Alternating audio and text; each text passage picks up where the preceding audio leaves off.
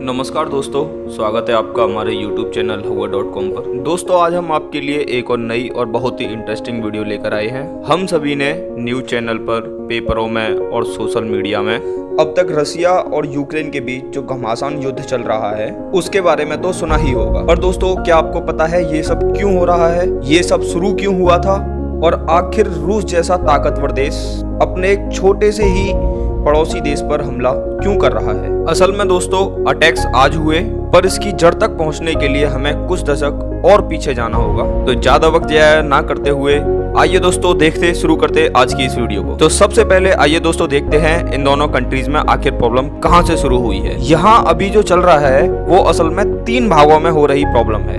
पहली जो प्रॉब्लम है वो 1990 के दशक में जब सोवियत यूनियन टूटा तब की है। दूसरा पार्ट दोस्तों 2014 की बात है और आखिरी पार्ट अभी जो 2022 में हो रहा है वो है। तो एकदम जड़ इस प्रॉब्लम का 1990 का दशक है, जब सोवियत संघ टूट गया और पूर्वी यूरोप, रसिया, यूक्रेन जैसी बहुत सारी कंट्रीज में बट गया।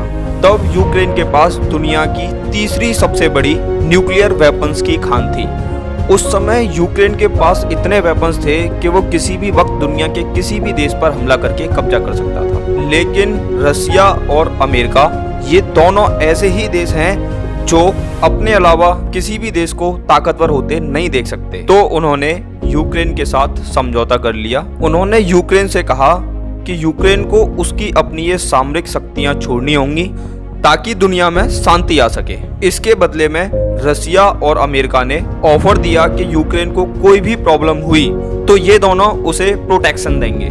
इस बात पर यूक्रेन एग्री कर गया और बात वहीं खत्म हो गई। अब बात आती है दोस्तों सन 2014 की।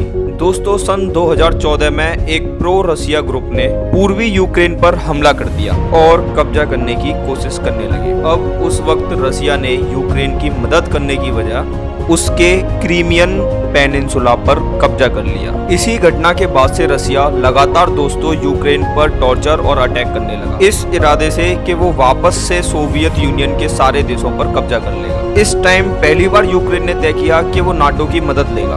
दोस्तों, नाटो एक ऐसी अंतर्जातीय संस्था है जिसमें दुनिया के सबसे बड़े बड़े देश जैसे यूएस, यूके सब मौजूद हैं। यूक्रेन पर हमला होते ही यूक्रेन नाटो के पास गया और कहा कि उसे नाटो एली बनना है। नाटो का रूल है दोस्तों, अगर कोई भी देश नाटो की किसी भी एली पर हमला करता है तो समझा जाता है कि पूरे ग्रुप पर हमला हुआ है। फिर सब देश मिलकर हमलाकारी देश पर हमला करते हैं। अब रसिया तो नाटो का पार्ट है नहीं, तो जब नाटो से यूक्रेन की बात होने लगी तो रसिया ने उसे थ्रेट समझ लिया। तब से रसिया अलग अलग तरह से यूक्रेन को धमकाने की कोशिश कर रहा है ताकि यूक्रेन नाटो में शामिल ना हो। क्योंकि दोस्तों यूक्रेन रसिया के बॉर्डर से बिल्कुल लगा हुआ है, तो अगर यूक्रेन नाटो के हाथ लग गया तो रसिया की सिक्योरिटी पर आंच आ सकती है। इसलिए दोस्तों रसिया ने यूक्रेन पर हमला कर दिया और यूक्रेन की भी किस्मत खराब, क्योंकि अब सब लोग एक के बाद एक उसे धोखा दिए जा रहे हैं। जैसे ही रसिया ने यूक्रेन पर हमला किया, नाटो ने अपने कंधे झाड़ लिए और बड़े ही प्यार से बोल दिया कि यूक्रेन नाटो का सदस्य तो है नहीं, इसलिए वो केवल पैसे या वेपन्स भेज सकते हैं पर आर्मी नहीं। यही नहीं दोस्तों, ये भी श्योर है कि यूक्रेन को नाटो में अभी बहुत साल कोई जगह नहीं मिलेगी, क्योंकि अगर ऐसा हो गया तो रसिया नाटो की ब्लैक लिस्ट में आ जाएगा और रसिया अमेरिकी वेपन्स का सबसे बड़ा मार्केट है। तो जाहिर है अमेरिका ऐसा बिल्कुल नहीं होने देगा। इन सब बड़े बड़े देशों की लड़ाई में यूक्रेन जैसा एक छोटा सा देश जो सिर्फ अपनी आजादी और ग्रोथ पे ध्यान देना चाहता है वो मार खा रहा है दोस्तों। और अभी पता नहीं ये सब कितने दिन चलेगा, लेकिन ऐसी ही जानकारी लेकर हम आपके पास आते रहेंगे। चैनल को सब्सक्राइब करना बिल्कुल ना भूलें।